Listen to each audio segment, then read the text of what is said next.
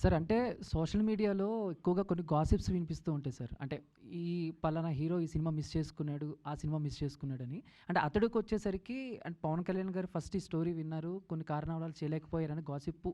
అది గాసిప్పేనా? నిజంగా ఆ టైంలో ఆయన ఏమైనా అప్రోచ్ అవ్వటం జరిగిందా? మీరు చెప్పండి.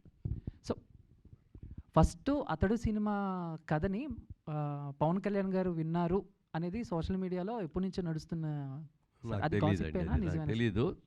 డెఫినెట్గా నాకు తెలియదు అది. నాకు తెలిసినంత వరకు అది లేదు.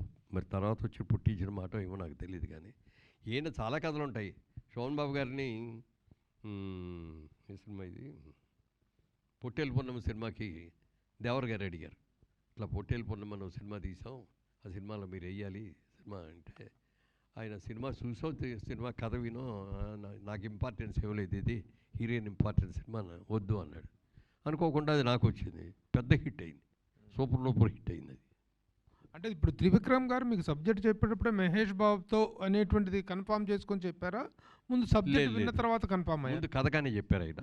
కథగా చెప్పిన తర్వాత ఎవరితో తీద్దాం అనుకున్నప్పుడు రకరకాల పేర్లు వచ్చిన మాట వాస్తవం.